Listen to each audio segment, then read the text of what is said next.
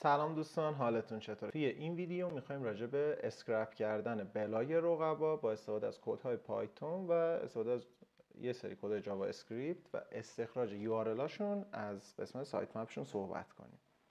ما این چرا من چرا دارم این کار رو میکنم؟ خب ما خیلی از موقعات رقبا راهی که ما رفتیم رو رفتن. خب اگر ما بیایم 6 تا 7 تا رقیب رو که بلاگ هایی که برای سایت خودشون زدن، محتوایی که تولید کردن رو بیایم همه اینها رو ترکیب کنیم و خودمون بهترش رو تولید کنیم، عموما یک جامعیتی از 5 تا 6 تا 10 تا رقیب داریم و این توی بحث تاپیکال اتوریتی خیلی میتونه کمکمون کنه. خب من خیلی نمیخوام راجع به این موضوع توضیح بدم که تاپیکال اتوریتی چیه، چی کار میکنه، چه جوری بسازیمش و موارد مرتبط. خیلی از دوستان صحبت کردن، میتونید با سرچ، میتونید با حالا دیدن ویدیوهای یوتیوب این که تاپیکال اتوریتی چیه، چه جوری ایجاد میشه، به چه دردی میخوره، اینجور موارد رو ببینید. ما صرفا میخوایم یه آموزش کوتاه کاربردی و به درد بخور ضبط کنیم که بتونیم ازش برای پروژه خودمون استفاده کنیم. من این سری کدهایی رو اینجا آماده کردم. این کدها در اختیارتون قرار میگیره همراه با ویدیو و میتونید ازش استفاده کنید. من حوزه پت شاپ رو در نظر گرفتم. من میام سرچ میکنم پت شاپ. من میام 4 تا رقیب اول رو سایتاشون رو باز میکنم. افزونه دیتیل سئو رو دارم اینجا، خیلی کارمون رو راحت میکنه. یه سری دیتایی راجع به صفحه داره میده. سایت مپ رو باز میکنم. از این قسمت هم سایت مپ رو باز میکنم. سایت مپ این سایت چون کدنویسی اختصاصی یکم اذیت کننده است، یکم ممکنه اذیتمون کنه.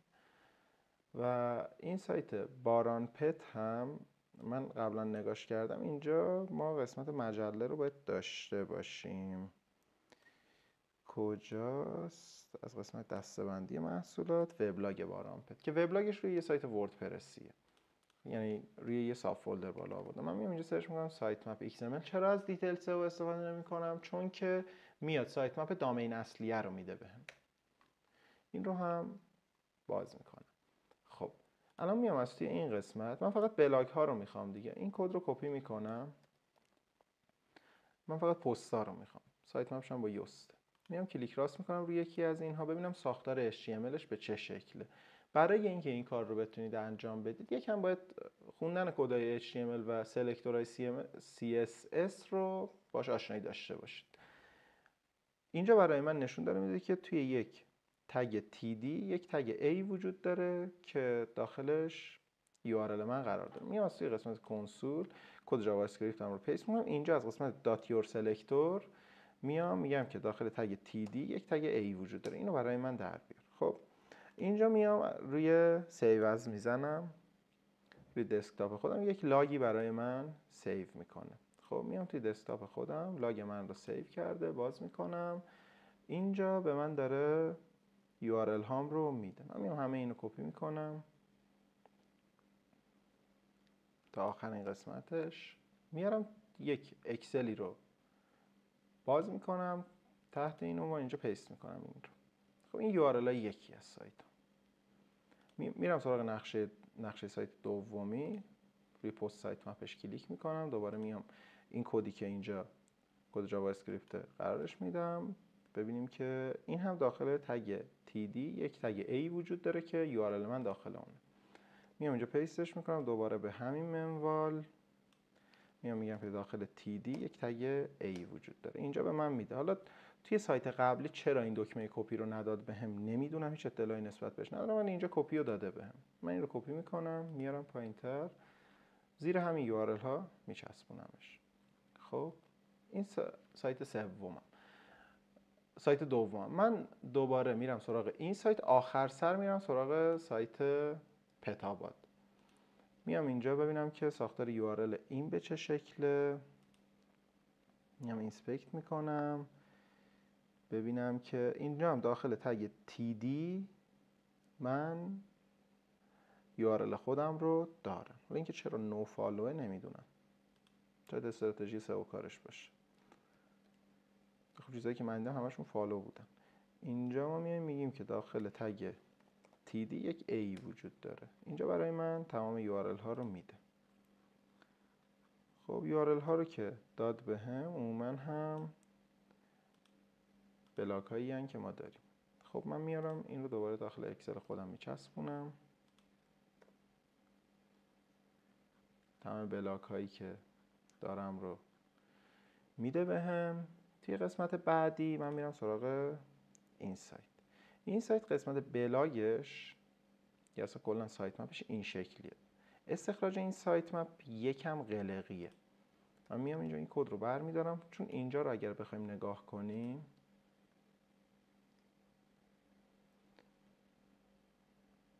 خب اینجا داخل کلاس لاین اسپن دومش URL رو داره به من میده. اینجا هم یک کلاس لاینی وجود داره. این یکم کار رو سخت میکنه برام. من میام اینجا پیستش میکنم، میگم سلکتورهای CSS رو یکم باید آشنایی داشته باشید باش. میام داخل تگ لاین یک اسپنی وجود داره که چایلد چندمه، که چایلد دومه. خب میاد اینجا تمام این موارد رو میده بهم. خب من میام اینها رو همش رو کپی میکنم. کپی، میام داخل یه تعداد زیادی URL من داخل این پیستش میکنم. خب الان میام اکسل خودم رو یکم تر و تمیز میکنم. چند تا URL شد؟ چیزی نزدیک 22000 تا ردیف اکسل شد. من میخوام یکم اکسل خودم رو تمیز کنم. یه اینسرت میزنم اینجا، کنترل شیفت ال رو میزنم، کنترل آلت ال اگر اشتباه نکنم، میام فیلترش رو انجام میدم. من میگم که یه تکست برای من بساز. میگم اونهایی که not containن، یعنی شامل HTTP نیستن رو بیا برای من جدا کن. خب تمام اینها رو اومد جدا کرد. میام امیدوارم که اینو دارم میزنم کرش نکنه.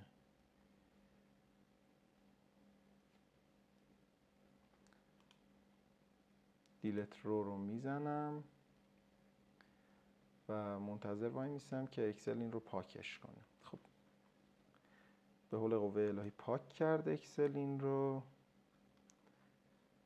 ببینیم چی رو داد، چی رو نگه داشت واسمون. چند تا ردیف رو واسمون نگه داشت؟ چیزی حدود 6000 تا، باز زیاده. من شاپ ها رو هم نمیخوام. من میام دوباره اینجا یه دونه URL میزنم، میام فیلترش رو انجام میدم، میگم که text does not contain، یا اونایی که میگم که containن شاپ رو. من این وسط توی URL های خودم یه دونه تگ هم دیدم. من میگم تگ ها رو هم نمیخوام، or contains tag. خب اینجا آمده تگ ها رو برای من نشون داده. میگم که همه اینها رو که اینا بلاک تگن، اینا هم صفحات شاپ و فروشگاهی. من میگم اینا رو نمیخوام که کرالش کنم. من برای بحث تاپیکال اتوریتی قسمت محتوا و مقالاتش رو لازم دارم. چرا؟ بحث میتونیم بگیم که قسمت فروشگاهش هم میتونه به من کمک کنه. جامعیت محصولات یکی از عواملیه که میتونه توی آنلاین شاپ ها موثر باشه توی بحث سئوش. خب من اومدم اکسل هم رو تر و تمیز کردم، کلیر فیلتر رو میزنم. الان چند تا URL دارم؟ چیزی حدود 700 تا URL دارم که همشون برای بحث بلاگ های منه. خب الان من میام چی کار میکنم؟ توی یک تب جدیدی میام یک فرمولی رو قرار میدم. این فرمول رو هم اینجا نوشتم واسه توی فرمول اکسل، توی اکسل آنلاین هم داشتم. این رو کجاست؟ اینجاست. این فرموله. بیام توی این فایل هم قرارش بدم، این فرمول اکسل. میگم که این کپی،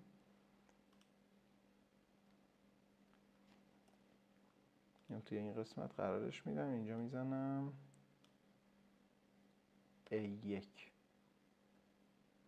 خب اینو باید بالاتر قرارش بدم. اینجا بزنم A1.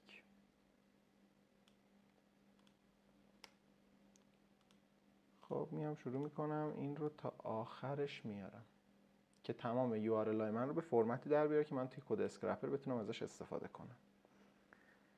خب این URL های فارسی احتمالاً به مشکل میخورن. احتمال خیلی زیاد به مشکل میخورن. حالا من میام پایتون خودم رو نصب میکنم. پایتون رو چجوری نصب میکنم؟ اینجا میزنم دانلود پایتون.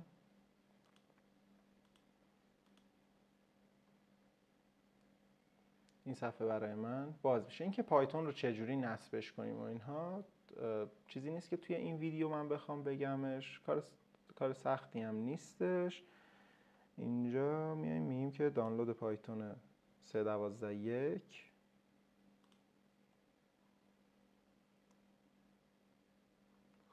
خب اینجا برای من دانلودش انجام شد. بعد از اینکه دانلود کردم، نصبش رو انجام دادم، میام ترمینال رو باز میکنم و این دوتا دستور رو داخلش تایپ میکنم. بعد از نصب پایتون این دوتا دستور رو داخلش تایپ میکنم. شروع میکنه به نصب کردنشون. خب این دوتا رو که نصب کرد، من میام یه دونه فولدر باز میکنم برای خودم. من اسم فولدر رو گذاشتم پای.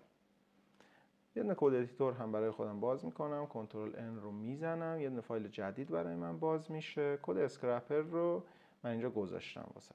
این کد اسکرپر رو کپی میکنم توی فایل، توی این قسمت پیستش میکنم. یه دونه کنترل S میزنم، توی پوشه پای اسمش رو میذارم اسکرپر. خب سیوش رو انجام میدم. خب تا اینجا من اسکرپرم آماده است. الان میام توی این قسمت، از اینجا تمام URL هایی که دارم رو کپی میکنم. این کپی داخل این قسمت پیستش رو انجام میدم. یعنی کل این عبارت رو برمیدارم، کنترل V میزنم و اینجا پیست برای من انجام شد. خب اینجا الان من فایل scraper.py خودم رو اجرا کردم. میام توی این صفحه فولدر پایی که ساختم، فولدری که فایل رو داخلش ذخیره کردم، اوپنینگ ترمینال رو میزنم. اینجا تایپ میکنم پایتون اسکرپر رو میزنم و اینجا فایل رو برای من میشناسه. الان شروع میکنم به بحث اسکرپ کردن. این یکم طول میکشه، چیزی حدود 20 دقیقه اینها طول میکشه که 700 تا URL رو برای من بیاد اسکرپش کنه. بعد از اینکه اسکرپ کرد، داخل یک دونه فایل CSV برای من میاره که من ویدیو رو فعلا پاز میکنم تا این اسکرپش انجام بشه. بعد از اینکه اسکرپ انجام شد، باقی مراحل رو با هم پیش میبریم. خب اسکرپ 700 تا URL چیزی حدود 25 دقیقه طول کشید. من میام یه شیت جدید باز میکنم از قسمت دیتا. از قسمت دیتا get external data from text رو میزنم. اینجا توی همین پوشه پای من یه دونه h1 underline elements هست. میام delimited، میام اینجا سمیکالون کاما next رو میزنم، finish، میگم واردش کن. خب خیلی برای من داستاندار واردش کرد. میام یک بار دیگه external data رو میزنم. خب میگم که از اینجا بذار روی UTF-8، میگم با کاما جدا شده، این فینیش استارت و این هم خدمت شما 700 تا URL با H1 هاشون. خب و تماما زیبا و خیلی خریدم. و حالا اینا دوتا H1 داشته. نکته باور نکردنی راجع به سگ، من میام اینها رو یکم تر و تمیز سرش میکنم. میگم که این موارد رو بیار اینجا برای من بذار. اونایی که H1 نداشته برای من نشون نداده. خب میام پایین تر، اینجا H1 رو این موارد برای من نشون داده. میام پایین تر، خیلی رو دیلیت، اینها رو هم دیلیت. میام یکم تر و تمیزترش میکنم، میگم رایت تو لفت باشه، چپ راست چین باشه، فونتش ایران سنس باشه، یکم کوچیکتر. میام کلش رو انتخاب میکنم، فرمت از تیبل، یه همچین ساختاری واسش میزنم، میگم که اوکی. خب میاد برای من این شکلی اینها رو انجامشون میده. نگهداری از سگ. حالا من چند تا URL دارم؟ من 700 تا URL دارم. اینجا هم خیلی خوشگل یه بانک کلمه کلیدی برای من ساخته. خب من الان میام خب این بلاگ رو هم بذارید پاکش کنم. میام بالاتر، اینجا میگم که این 80 تا رو بردار. یه دونه پرامپت اینجا دارم من.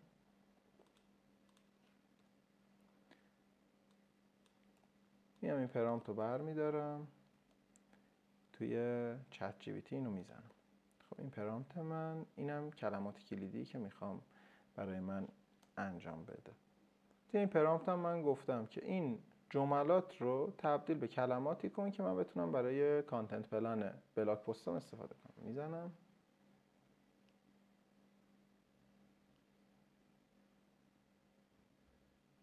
چند تا 80 تا رو انتخاب کردم دیگه.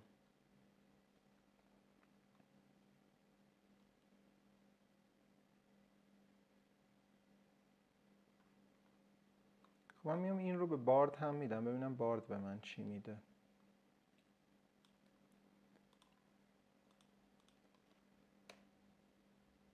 نیو چت باز میکنم، اینجا پیست میکنم، میگم که بارد هم برای من این کار رو انجام بده. خب continue generating.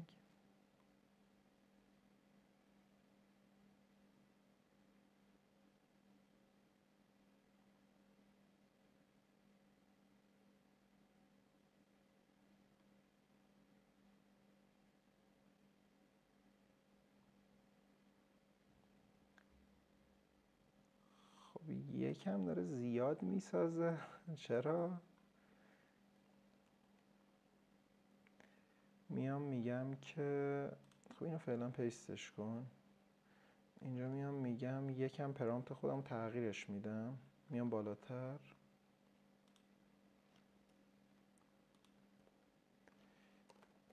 remove duplicate ones. خب میام داپلیکیت ها رو بیا حذفش کن.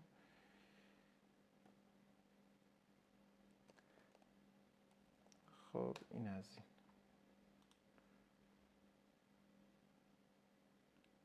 خب بارد ببینیم چی به ما داد.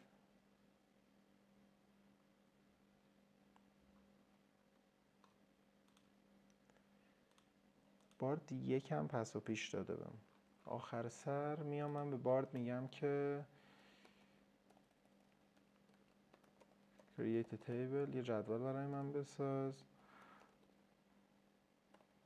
کالم نه، اولش ستون اولش given sentences باشه and کالم دومش ستون دومش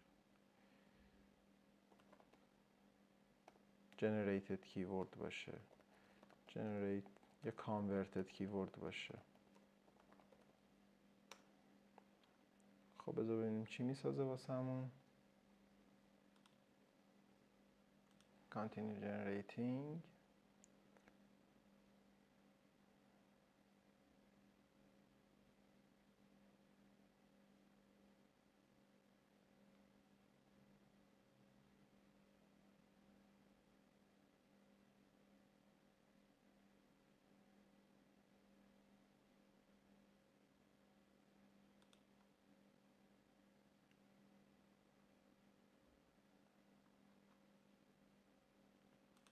خب میگیم که ادامه بده.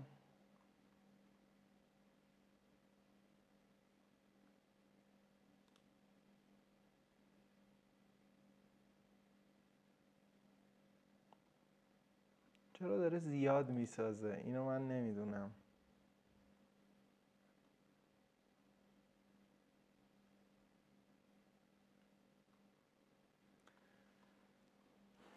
مجبوریم از این پرامپت استفاده کنیم. یه پرامپت من اینجا نوشتم.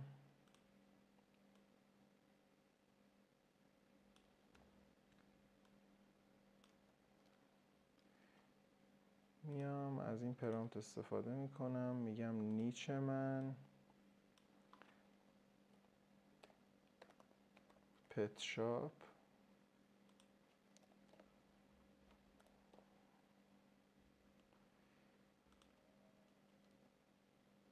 این کلمات رو میدم بهش. آخرش هم مینویسم write it up in فارسی.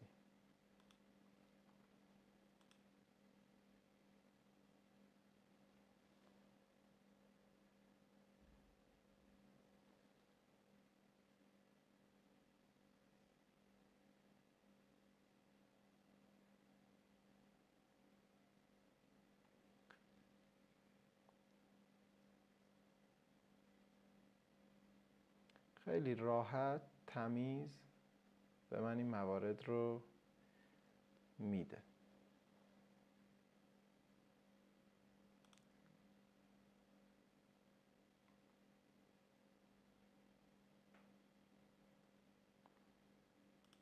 یه بانک کلمه کلیدی خیلی مفید برای سایت من.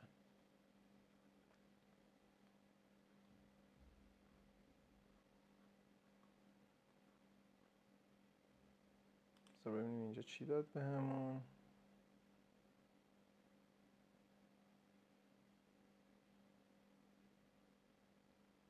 دوباره continue generating. به خطا خورد. من اینو میام با چت جی پی تی 4 امتحان میکنم.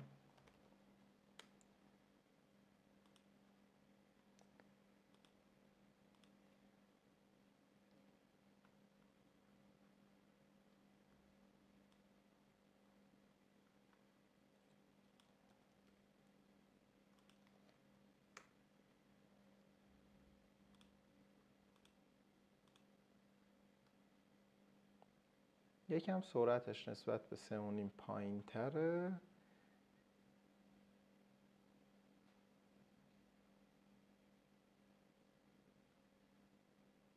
داره انگلیسی می نویسه. آخرش یادم رفت write it up in فارسی and just give me the list of extracted keyword.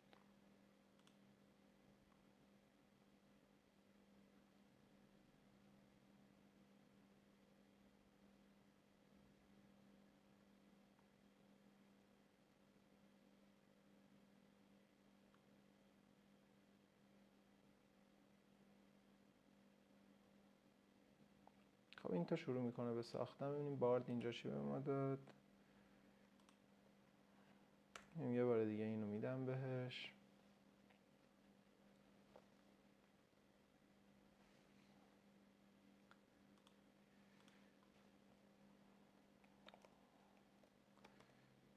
میام اینجا میزنم GPT-4 free.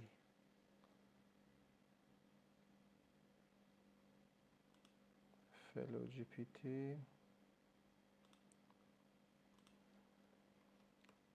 اینجا میدم ببینم چی میده بهمون. میام توی Perplexity AI best alternative to GPT-4 free.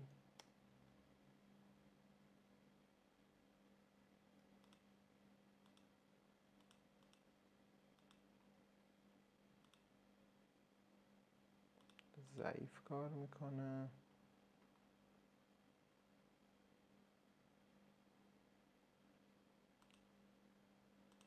تنظیمات longer. یکم کار کردن با این هوش مصنوعی واقعا قلق داره و بعضی موقع یکم هم اعصاب خورد کن میشه در واقع. مثلا من الان بهش گفتم بلندتر بنویس، اما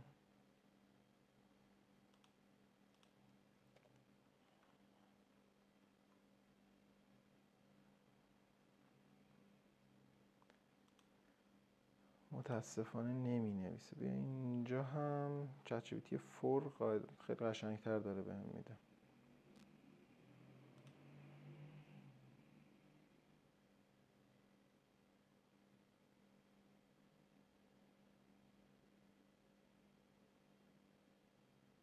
خب این از این موارد.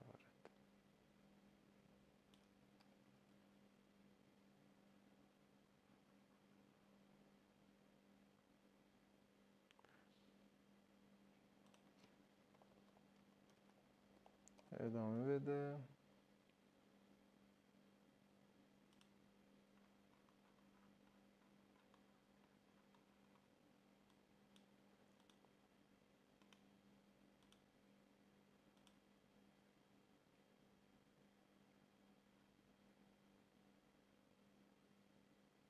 مثلا ما میتونیم خود این مقالات رو وقتی داریم میدیم برای تولید از همین عنوان ها استفاده کنیم، یکم عنوانش رو تغییر بدیم.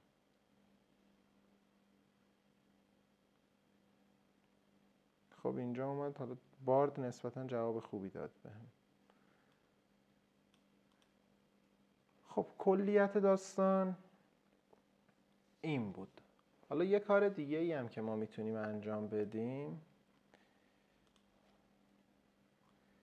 خیلی 700 تا خیلی زیاده نمیتونه لودش کنه. من میام 100 تا از اینها رو برمیدارم، یه لحظه ویدیو رو پازش. خب دنبال یه پرامپتی میگشتم نتونستم پیداش کنم اونو. من میام میگم که 100 تا از اینو بردار، بیا اینجا. از چت جی پی تی 3 استفاده میکنم. یه نیو چت میخوام، میگم که I will give you sentences and